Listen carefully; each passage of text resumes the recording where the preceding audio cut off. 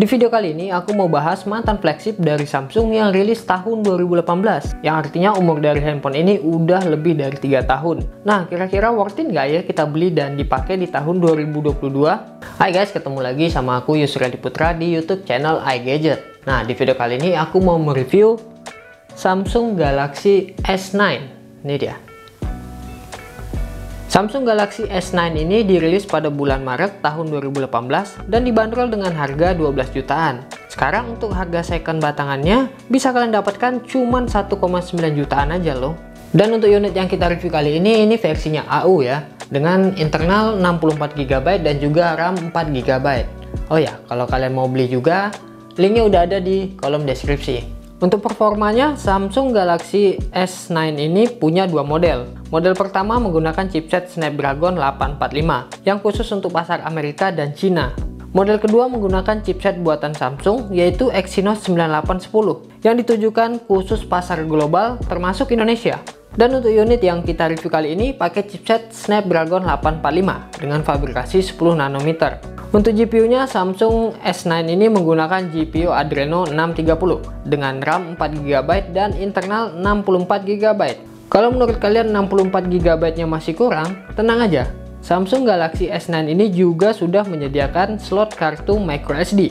Untuk jaringannya sendiri dia cuma bisa single SIM dan hanya support jaringan 4G aja. Dengan performa yang diberikan, tentu aja untuk multitasking udah pasti lancar. Kalau mau scrolling media sosial juga nggak ada kendala sama sekali. Lalu untuk sistem operasinya, Samsung Galaxy S9 ini menjalankan One UI versi 2.1 dengan berbasis Android 9 yang cuma bisa diupdate lagi ke Android 10 aja. Nah, sekarang gimana nih kira-kira untuk performa gamingnya? Dengan Snapdragon 845, tentu aja Samsung Galaxy S9 ini sanggup jalanin game-game berat seperti PUBG Mobile. Untuk PUBG Mobile di sini aku main dengan settingan grafis XDR Ultra. Dan untuk hasilnya tentu aja Samsung Galaxy S9 ini mampu jalanin PUBG Mobile dengan lancar. Dalam keadaan banyak musuh juga nggak ada penurunan performa. Suhu backdoornya juga nggak panas. Tapi kalau bermain di grafis yang lebih rendah, pastinya lebih lancar dan hemat baterai. Gironya juga bekerja dengan baik. Lalu pada Genshin Impact, Samsung Galaxy S9 ini bisa jalanin Genshin Impact dengan sangat baik. Dengan settingan defaultnya medium, ya intinya sih kalau buat main game, Samsung Galaxy S9 ini masih sangat bisa diandalkan sekali. Untuk desainnya, yang namanya handphone flagship, tentu aja Samsung Galaxy S9 ini tergolong mewah dan juga nyaman dipegang menggunakan satu tangan. Hal tersebut dikarenakan bodi pada handphone ini menggunakan panel kaca melengkung di bagian depan dan belakang yang dipisahkan oleh bingkai aluminium. Bagian kaca melengkung ini yang membuat handphone ini terlihat sangat mewah. Selain itu juga bikin nyaman menggenggam handphone ini dengan tangan kita. Tapi karena bahannya kaca, handphone ini masih mudah ninggalin bekas sidik jari. Jadi kesannya mudah kelihatan kotor aja. Desain yang premium ini semakin lengkap karena handphone ini sudah dapat sertifikasi IP68. Yang artinya Samsung Galaxy S9 ini sudah tahan air dan mampu bertahan di air selama 30 menit pada kedalaman 1,5 meter. Dari pengalaman menggunakan handphone ini, menurut aku ada satu tombol yang kurang pas untuk posisi penempatannya, yaitu tombol Bixby-nya yang terlalu ke atas dekat dengan tombol volume. Jadi aku seringkali ketekan tombol Bixby ini padahal cuma mau ngecilin volumenya aja. Selebihnya nggak ada masalah sih, untuk posisi sidik jarinya juga udah pas menurut aku. Lalu untuk layarnya, Samsung Galaxy S9 ini menggunakan teknologi layar Super AMOLED 5,8 inci dan resolusi layar 1440 pixel dikali 2960 pixel, atau bisa dibilang juga ini kualitas 2K. Kualitas yang dihasilkan udah sangat bagus karena mengusung resolusi Quad XT+. Dengan tipe layar ini, jelas layarnya juga memiliki kecerahan yang baik. Layarnya sendiri sudah dilindungi oleh kaca Corning Gorilla Glass 5.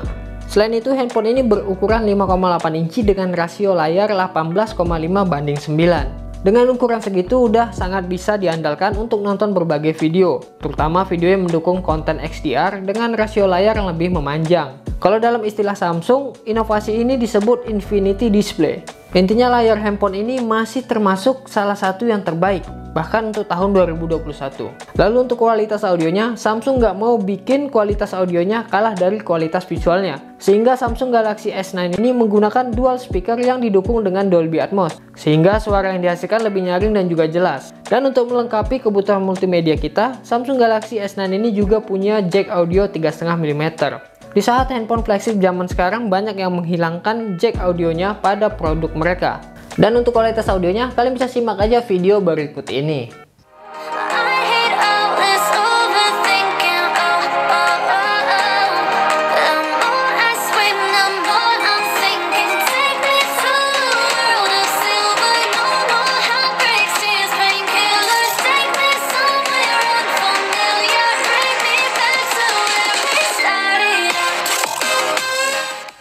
Lalu untuk kapasitas baterainya, Samsung Galaxy S9 ini memiliki kapasitas sebesar 3000 mAh. Kapasitas segitu untuk dibawa di tahun 2022 akan terasa biasa aja, tapi nggak terlalu bagus dan juga nggak terlalu jelek sih. Berdasarkan pemakaian aku pribadi, SOT ketahanan handphone ini bisa lebih dari 8 jam. Waktu tersebut tergolong biasa aja, malah setara dengan handphone mid-range tahun 2021. Sementara untuk ketahanan bermain game juga cukup bagus, bisa main lebih dari 4 jam tanpa harus ngecas. Untuk pengisiannya, handphone ini mendukung fast charging, tapi kemampuan fast charging handphone ini nggak terlalu cepat. Handphone ini mampu mengisi daya dari 0 hingga 38% dalam waktu setengah jam. Untuk sampai penuh, waktu yang dibutuhkan adalah 1 jam 40 menit. Intinya menurut aku dari segi baterai, handphone ini standar aja, baik dari segi kapasitasnya, ketahanan, maupun waktu pengecasannya. Berada di kualitas biasa aja, nggak terlalu bagus dan nggak buruk juga. Dan nggak ketinggalan, Samsung Galaxy S9 ini juga punya key wireless charging, sehingga kita bisa ngecas menggunakan wireless atau tanpa kabel. Dan fitur lainnya dia juga udah dilengkapi dengan NFC. Lalu pada bagian kameranya, Samsung Galaxy S9 ini hadir dengan satu kamera, dengan resolusi 12 megapiksel. Tapi meskipun cuma memiliki satu kamera, kameranya ini lumayan unik ya, karena memiliki dual aperture, alias punya dua bukaan. Yang pertama itu bukaan 1.5 yang ditujukan untuk memotret di tempat yang kurang cahaya. Yang kedua itu bukaan 2.4 untuk memotret di tempat terang. Jadi walaupun handphone ini belum memiliki fitur night mode, masih bisa memungkinkan kalian untuk dapat foto yang bagus pada malam hari atau dalam kondisi kurang cahaya. Lalu untuk kamera selfie-nya, kamera depan Samsung Galaxy S9 ini punya resolusi 8 megapiksel dengan bukaan 1.7. Yang intinya sih ini udah bisa diandalkan untuk foto selfie kita. Untuk hasil-hasilnya menurut aku ini udah cukup bagus. Kualitas hasil fotonya memiliki warna yang tajam dan juga cerah. Detail gambar juga udah bagus dan juga dynamic range-nya juga cukup luas.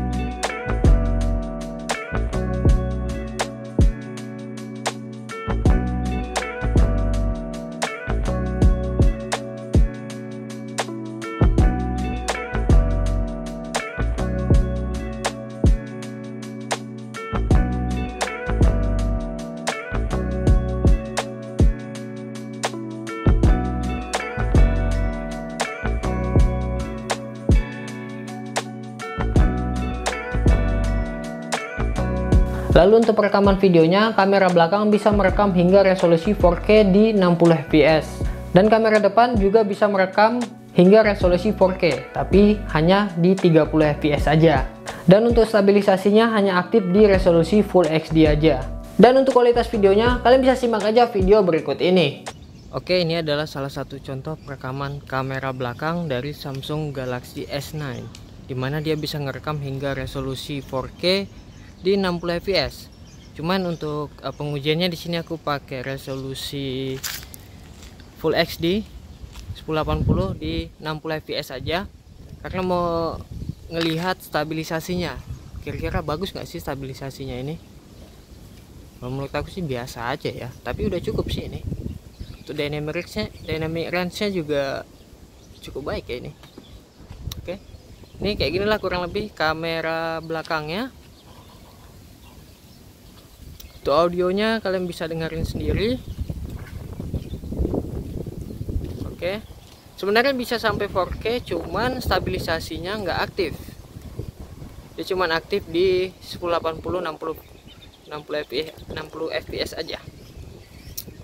Oke, lanjut ke kamera depan ya. Dan ini adalah salah satu contoh perekaman kamera depan dari Samsung Galaxy S9. Dia juga bisa ngerekam hingga resolusi 4K tapi cuman 30 fps saja. Nah, kita pengujiannya make Full HD aja 60 fps untuk ngetes stabilisasinya, karena kalau pakai 4K dia nggak bisa aktif stabilisasinya.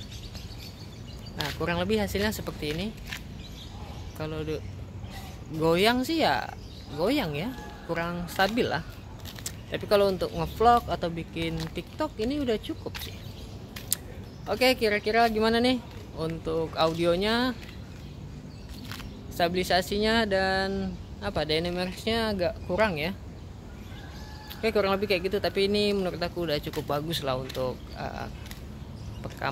perekamannya ya. Dengan harga 1,9 jutaan, ini salah satu yang terbaik sih. Oke, terima kasih. Secara keseluruhan, Samsung Galaxy S9 ini punya banyak keunggulan menarik yang membuatnya menjadi istimewa. Performa handphonenya masih cukup kencang, kameranya juga cukup bagus, tampilan visualnya juga enak, baterainya juga nggak terlalu mengecewakan, dan banyak fitur istimewa lain yang jadi magnet untuk membeli handphone ini. Minusnya paling cuma satu aja sih, untuk update softwarenya nggak bisa diupdate lagi ke Android 11, dia cuma mentok di Android 10 aja. Tapi menurut aku nggak jadi masalah sih, toh dengan Android 10 aja masih sanggup kok jalanin aplikasi-aplikasi yang ada di tahun 2021 ini. Jadi kalau mempertimbangkan harganya yang udah sangat murah saat ini, aku rasa handphone ini masih worth it untuk kalian miliki di tahun 2021. Bahkan masih worth it untuk dipakai di tahun 2022 sekalipun. Oke, jadi buat kalian yang berminat untuk membeli handphone ini, untuk link pembeliannya udah aku letakkan di link deskripsi. Oke, jadi videonya cukup sampai di sini dulu. Aku Yusri Adi Putra pamit, dan tulis di kolom komentar pendapat kalian tentang Samsung Galaxy S9 ini. Like video ini kalau kalian suka, dan sampai jumpa lagi di video selanjutnya. Terima kasih.